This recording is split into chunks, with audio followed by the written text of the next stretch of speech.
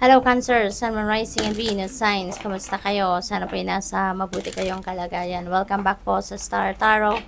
Kung bago kayo dito, welcome din kayo. Thank you for your support. I truly appreciate it. God bless you all. Cancer. Maunang mensahe po ninyo for today. We have 3 of Wands.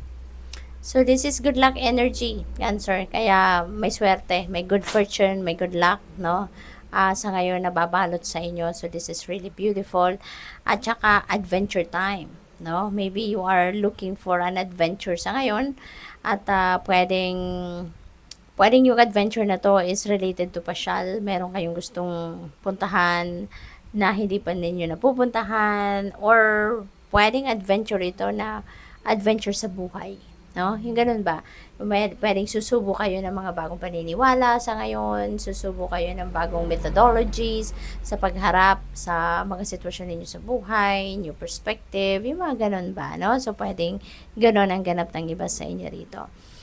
This is also a time na kailangan mo nang mag-take action. No? Kung meron kayong mga plano, kasi implementation stage na ito ng mga plano ninyo.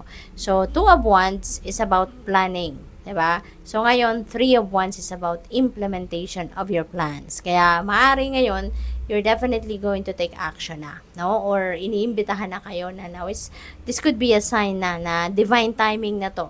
No? Ito na yung tamang panahon para i-implement mo na kung ano mga plinano ninyo. Ito na ang tamang panahon para simulan mo nang gawin ang mga bagay na pinagplanuhan ninyo, something like that, no? So, pwedeng ganun ang ganap dito for some of you. And also, travel. Maybe ang iba sa inyo dito, Cancer, is going to travel. We have Temperance. Ayan. So, si Temperance naman, this is about healing. This is about balance. Yung ganun, no? So, kung mayroon kayo mga situations sa ngayon na medyo hindi comfortable para sa iyo, maaring may mga bagay na nangyayari na hindi yun ang gusto ninyo, something like that, you know? Maaring maayos na yan sa ngayon. Healing energy is coming your way. Alright? Healing powers, no, ng divine universe maybe is going to shed its light on you. Kaya eventually magiging maayos na din ang lahat. Eventually, it will heal your situation, no? Yung gano'n. And doon na magsisimula yung balanse. May babalik mo na yung balanse sa buhay ninyo. What else? We have 8 of Swords. Ayan. So, maybe, ang iba sa inyo rito, you are frustrated, no, about something. Baka meron kayong mga gustong gawin na hindi ninyo nagagawa, no? Kaya frustrated kayo. Or maybe may mga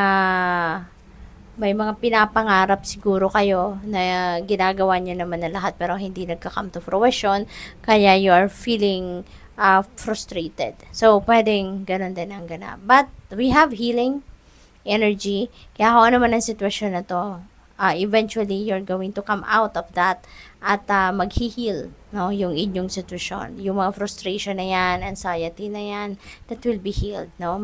Gagaling yan and you will be able to break away from those feelings, no? Knight of Cups, ayan, exciting, 'di ba? Proposal ito. Cancer, baka may magpo-propose na sa inyo rito ng kasal, no? Baka this is marriage proposal, pwede rin na meron ditong maliligaw sa iyo, pwede rin na meron ditong mag-aaya sa inyo on a date, no? Mga ganun ba? Kaya exciting ito pagdating sa usaping pag-ibig, relationships, so that is really beautiful. Pwede rin dito na meron kayo makikilala, no, na bagong tao at yan ay eventually magiging kaibigan ninyo. So, pwedeng may ganun din ang sitwasyon. So, good luck din sa'yo. Transformation. Ayan. So, maraming pagbabago ang maaring maganap dito sa buhay ninyo, and that could be in various areas of life. Okay? So, maaring meron ditong mga pagbabago na pwedeng on a personal level, no? Pwede rin naman na may mga pagbabagong sa outside world ninyo. So, pwedeng sa opisina, may mga pagbabago, baka meron ditong magbabago na ng manager, magbabago ng magra-rearrange kayo siguro ng opisina. So, pwedeng ganon, ano, may mga ganon ganap. Or pwede rin talaga na sa personal ninyo, no, meron kayong mga babaguhin. So, what else? We have life purpose. Wow, napakaganda. No, meron ako naririnig na yung healing could be your life purpose. Maaaring meron kayong healing powers, no? Maaaring biniyayaan kayo ng universe ng healing powers para magamit ninyo yan. At yun ang purpose ninyo, para makatulong kayo sa maraming tao. Maaaring you're going to use your hands, di ba? Para kayo ay manggamot ng ibang tao, pwedeng ganon, no?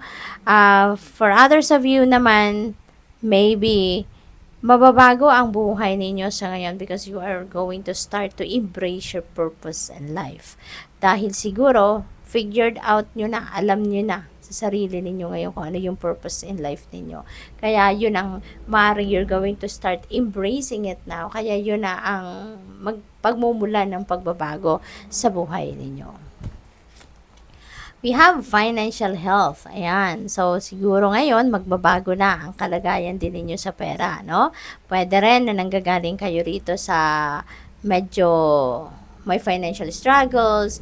Siguro nanggaling kayo doon sa may scarcity of money. Pero ngayon, since we have healing energy, hindi lang ang ibang bagay sa buhay ninyo ang mag-heal, but pati din yung inyong financial health is also going to be better now. So, magiging probably ito na yung pagsisimulan ng inyong financial magsisimula na dito yung paganda na pag-improve ng inyong financial health at pwedeng meron na kayo ritong meron na kayong inflow of money, inflow of abundance and prosperity into your life, kaya magiging mas maayos na ang lagay ng inyong pangkapirahang aspeto. So, mag-i-improve na ngayon siguro ang pangkapirahang aspeto ninyo. So, which is really good.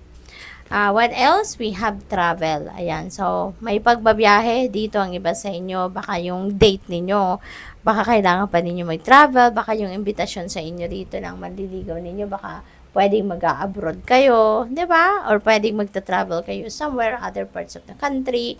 Yung ganon. Pwede rin, napasyal talaga ito. No? Not necessarily na yung nag-aaya sa inyo dito ay manliligaw ninyo. But, pwedeng magta-travel kayo for various reasons. So, what else? We have movement. Ayan. So, yung travel, movement. So, definitely, magkamag-anak. So, talagang, maaaring mabisi kayo kasi baka yung movement na to that could be related to baka merong meron kayong relocation, no? Or baka mag-abroad kayo, doon na kayo maninirahan, magma-migrate, doon na kayo magtatrabaho, something like that. So, there's going to be a lot of movement dito sa buhay ninyo, kaya maaring marami talagang parte din ng buhay ninyo ang magkakaroon ng pagbabago, no? So, pwedeng ganun ang sitwasyon. What else? We have imagination. Wow. So, napakaganda. Kasi maaaring malawak ngayon ang nararating or malayo ang nararating ng isip ninyo sa ngayon. Maybe you are trying to imagine kung ano yung gusto ninyong mangyari sa buhay ninyo. Maybe you are using your imagination sa ngayon para makita ninyo kung ano yung situation na gusto ninyong ma-manifest in the future. No? So, baka ini-imagine ninyo sa ngayon kung anong klaseng sitwasyon ang gusto ninyong ma-experience in like couple of years, 5 years or so. No? So, pwedeng ganun ang ganap sa inyo sa ngayon. Ano? What else? We have navigation. Ayan. So, napakaganda, diba? Magkakadugtong. Kaloka yung mga tatlong mensahe na to. So, you're going to start imagination. Imagining kung ano yung life, no? Anong klaseng life ang gusto mong ma-experience, no? Sa buhay ninyo. And then, you are going to start to move. Diba? You're going to take action, siguro din sa ngayon, para unti-unti makarating kayo doon sa kung ano man yung reality na gusto ninyo ma-experience at a certain period of time. So now you are going to start navigating that journey. no? You're going to start navigating your journey para na makarating kayo doon, no? So, otherwise talaga, kung hindi kayo magte-take action, walang movement, walang progress, 'di ba? Walang resulta, 'di ba? Kung ano man itong ini-imagine ninyo, kung hindi rin ninyo gagawa ng paraan, hindi rin kayo gagalaw, hindi ninyo ina-navigate yung sitwasyon na 'to para makarating kayo doon. Wale, hindi ba? Kaya importante talaga, no, na it starts with an idea and you're going to imagine how it should look like, and then, no, doon kayo magbabase ng inyong movement. Doon kayo magbabase ng kung anong klaseng galaw ang gagawin ninyo para marating ninyo ito. So, pwede, no, na there's a lot of travel, there's a lot of movement na pwedeng mangyari dito. Therefore, maraming pagbabago ang pwedeng maganap sa buhay ninyo sa ngayon. So, final message ninyo is flow. Ayan. So, ang ganda rin kasi you have your plans, gumagawa kayo ng paraan, and you are also surrendering to the divine. So, most likely, kung ano ang plano ninyo, kung ano yung gusto ninyong mangyari sa buhay ninyo, maybe that is in alignment as well with the divine plan. 'Di ba? Kasi, nag-start na kayong mag-take action doon sa kung anong gusto ninyong mangyari sa buhay ninyo. Nagsisimula na kayong i-navigate ang journey na to para marating ninyo kung ano yung vision ninyo, ano yung in-envision ninyo. And at the same time, 'di ba, you are going with the flow of life. So, most likely, talaga nakikinig din kayo sa inyong intuition, guidance, you're guided then on how you're going to do the things now para marating ninyo yung realidad, no, na gusto ninyong makita or ma-experience sa buhay ninyo. So, that's really beautiful. Good luck sa'yo. Thank you for watching Love and Light. Namaste.